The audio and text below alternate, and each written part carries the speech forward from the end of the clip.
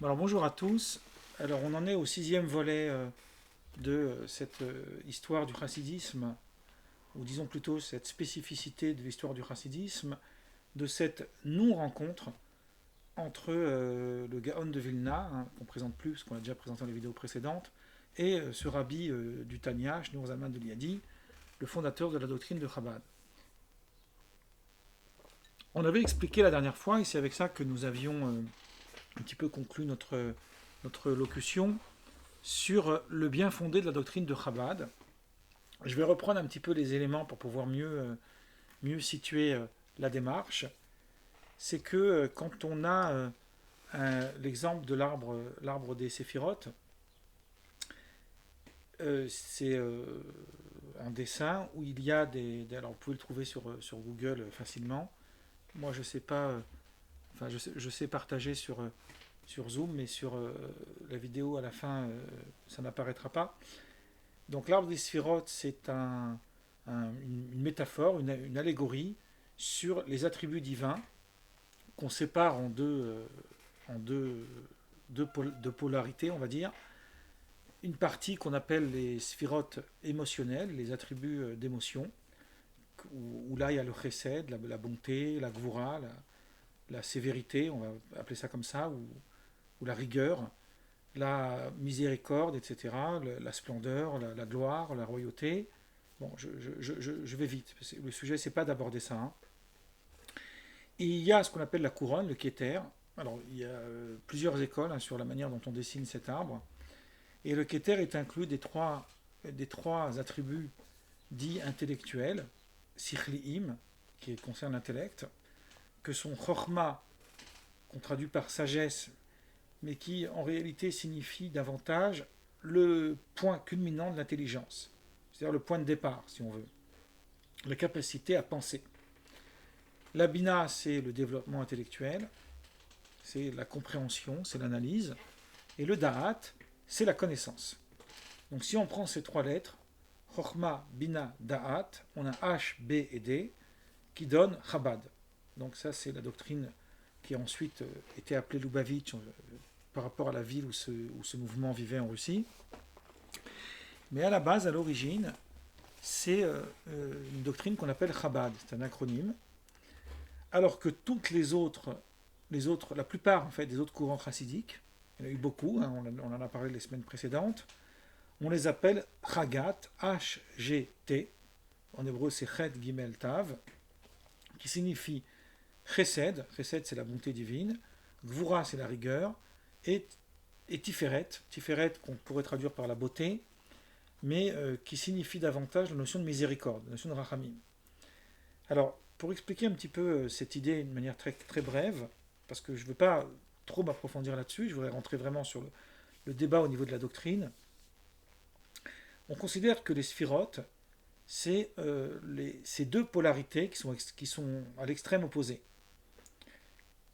Et qu'au milieu, vous avez chaque fois deux polarités qu'on appelle deux sphiras, deux sphirotes. En fait, sphira c'est au singulier.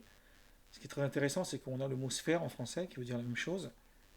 Et la sphira, en fait, qui est d'abord du côté droit, parce que dans le judaïsme, la droite symbolise la générosité, ça symbolise la largesse, alors que la gauche, elle symbolise la limite. C'est pour ça que la main gauche, elle est plus faible que la main droite.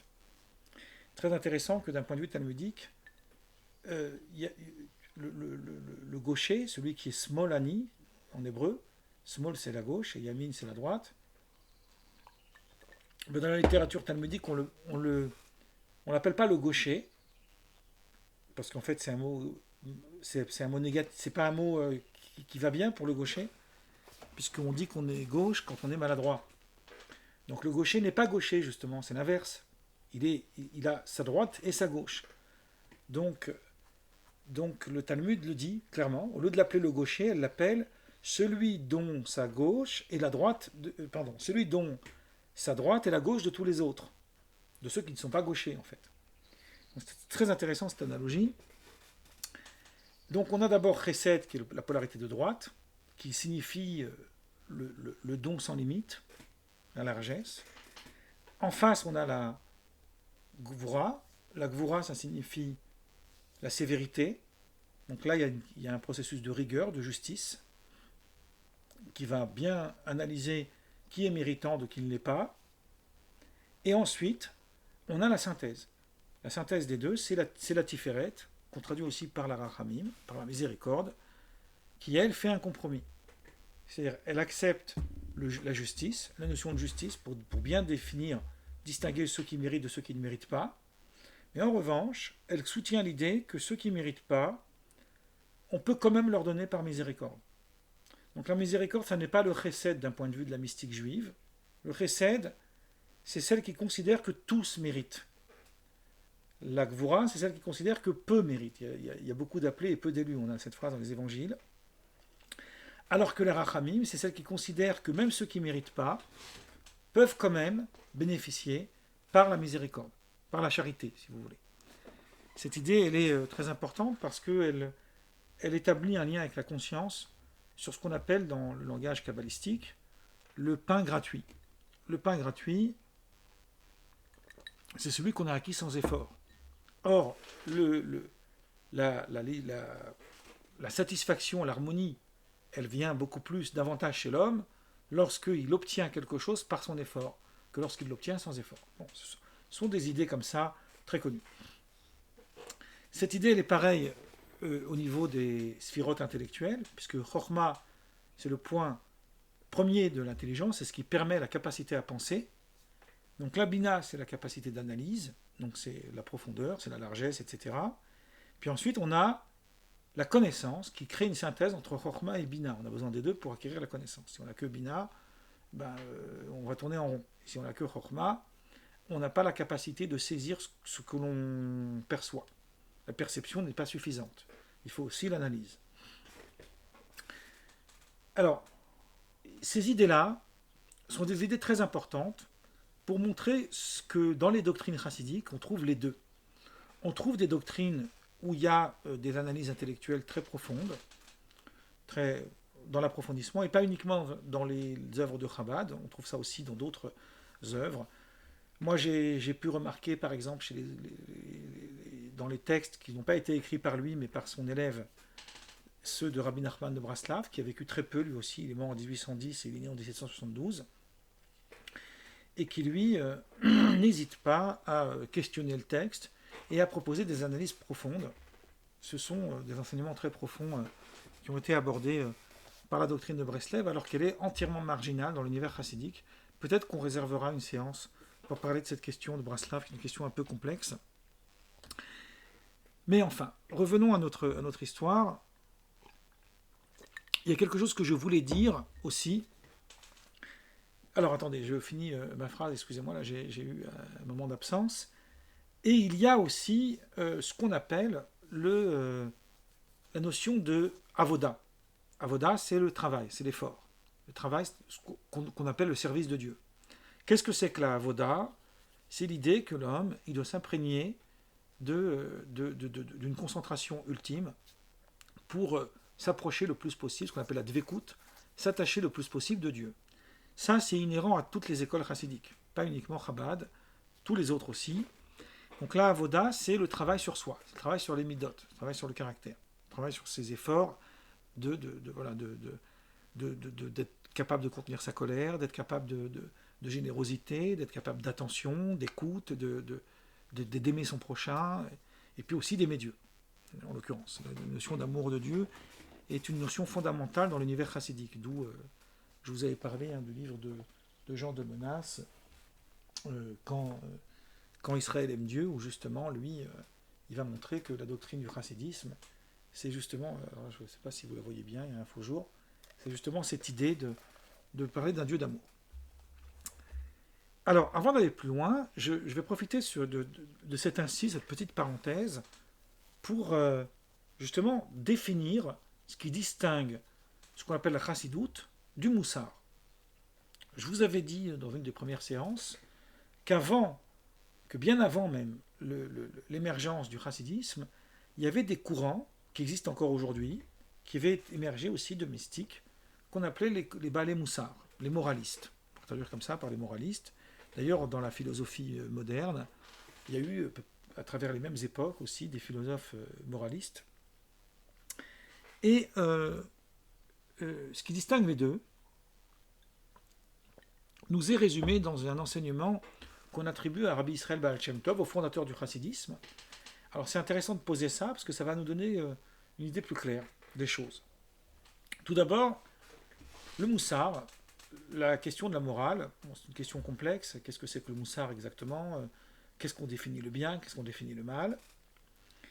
C'est interpeller l'homme à travers sa propre conscience dans la légitimité de ses actes et lui permettre de réfléchir. Va naître en lui une prise de conscience à chacun de ses actes pour voir un petit peu ce qu'il en est. Bon, il y a des œuvres de Moussar qui existent en français. Quand on lit les textes chassidiques, il y a aussi du Moussar.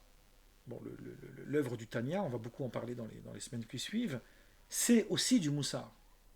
L'âme de la vie, de Chaim de Volojine, Nefesh HaChaim, c'est pas un livre chassidique, mais c'est quand même un livre mystique. C'est aussi un livre de Moussar, un livre de morale.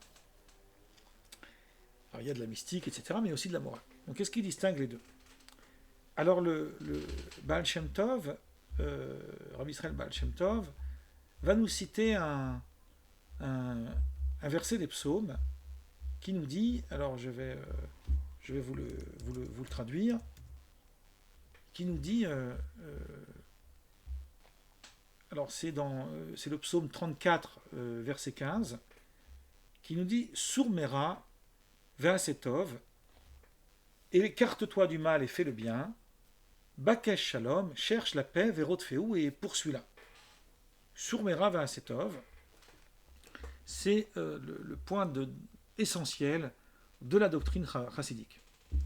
Qu'est-ce que c'est que Sourmera ve'asetov? Dans le langage courant, c'est que l'homme s'écarte du mal, il évite de faire le mal, ve'asetov, et il fait le bien. Bon, c'est une idée très simple. Sauf que le Baal Shem Tov, il a une autre lecture. Le Baal Shem Tov dit, qu'est-ce que c'est Sourmera? Sourmera, c'est le fait de s'éloigner de tout ce qui n'a pas de lien direct avec le service de Dieu. S'en éloigner catégoriquement. Ve'asetov, c'est s'imprégner uniquement de sainteté, de Gdusha. Sourmera ve'asetov, c'est une manière de logique un peu de renoncement au monde. On s'éloigne de tout ce qui est la matérialité du monde, la corporéité, etc. Et on s'adonne à, pourquoi pas, une certaine forme d'ascétisme. Alors c'est pas tout à fait la même chose que dans le monde chrétien, par exemple, mais c'est très comparable.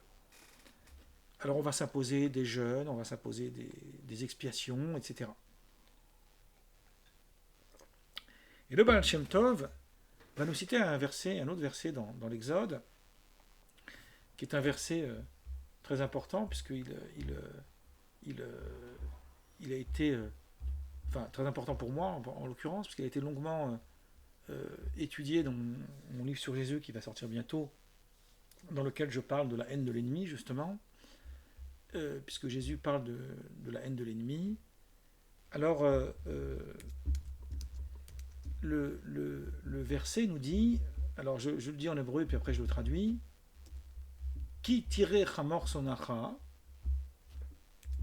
si tu vois l'âne de ton ennemi, rovat tachat masao, qui la charge, elle est tombée sur lui, vechadalta maazovlo, et toi tu renonces, tu hésites en fait à lui venir en aide, azov ta'azov imo, aide-le, tu l'aideras. C'est Exode 23.5. Le sens littéral du texte nous invite à réfléchir sur la manière dont nous traitons nos ennemis. Et que plutôt que d'avoir un comportement orgueilleux de distance face à l'ennemi, je ne rentre pas dans les détails casuistiques, là, je fais juste le sens premier du texte, eh ben on fait l'effort d'aller l'aider quand même. Ça c'est littéral. Dans la mystique du Baal Shem Tov, qu'est-ce que c'est que le Chamor? Le Chamor, c'est l'âne, dans la traduction. C'est le même terme que le Chomer. Le Chomer, c'est la Chomriyut, c'est la matérialité. C'est le monde matériel. Le Chamor, c'est celui que toi tu vas avoir en aversion parce que tu vas avoir la tentation de t'éloigner de toute la matérialité. Ça, c'est l'idée de Sourmera. Rappelez-vous, Sourmera, c'est s'éloigner de tout ce qui est sujet au mal. Même si ce n'est pas forcément le mal, c'est sujet au mal. Je vais ajouter quelque chose ici d'important. Dans la doctrine lourianique, c'est basé sur des versets d'Ézéchiel, etc. Je passe ces notions-là. Pour vous donner quelques idées, on distingue deux degrés d'impureté qu'on appelle les écorces, les clipotes. Les clipotes, c'est basé sur un verset d'Ézéchiel. Il y a ce qu'on appelle les 3 degrés de clipote qui sont décrits dans la prophétie d'Ézéchiel, où là on dit qu'on considère que c'est l'interdit. C'est ce qui est complètement interdit à l'homme, où l'homme doit complètement s'en distancer.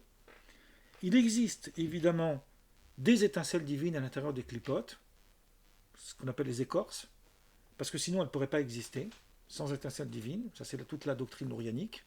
C'est qu'il y a une lumière, une étincelle divine, y compris dans le mal.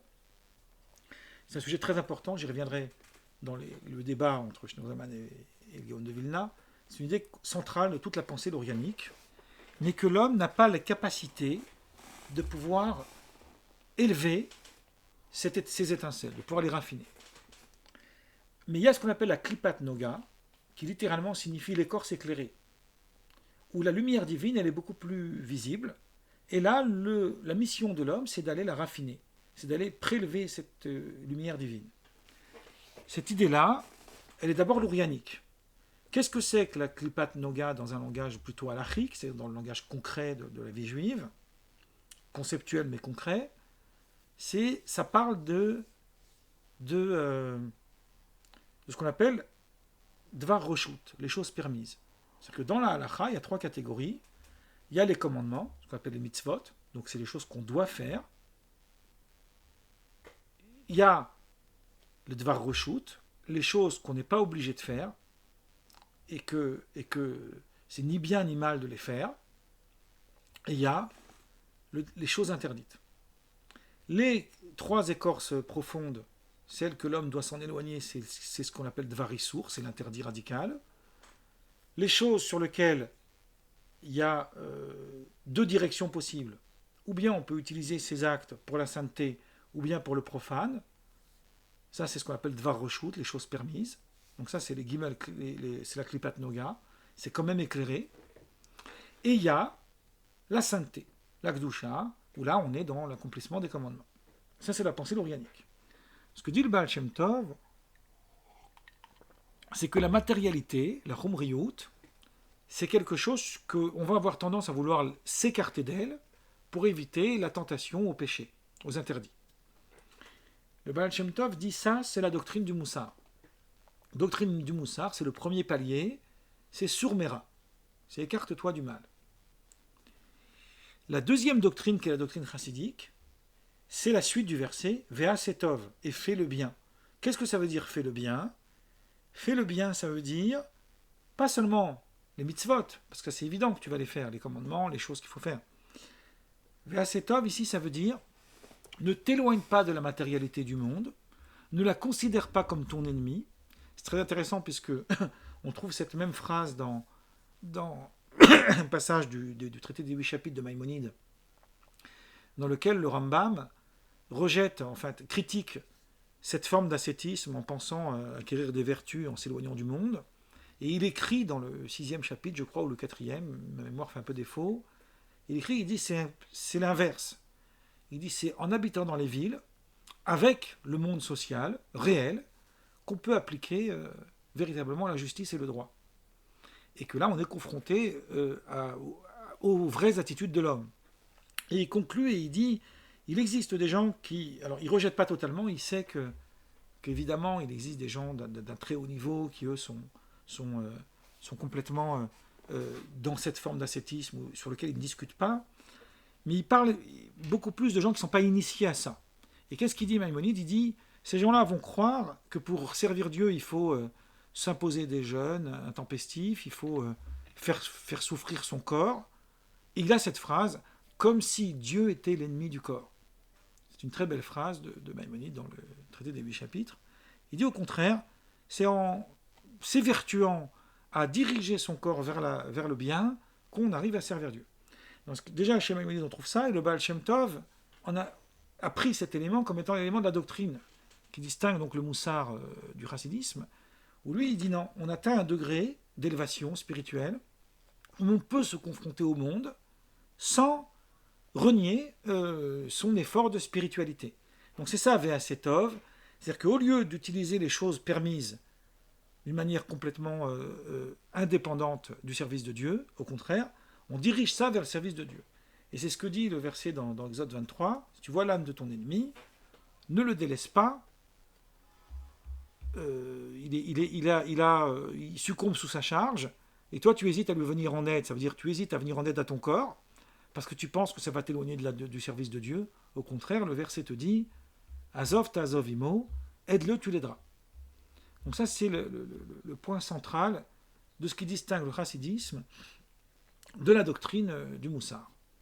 Ce qui ne signifie pas qu'il n'y avait pas dans le chassidisme une forme d'ascétisme. Il y a eu aussi des gens qui s'imposaient des jeûnes, qui vivaient une vie minimaliste, mais il n'y avait pas un rejet du monde matériel.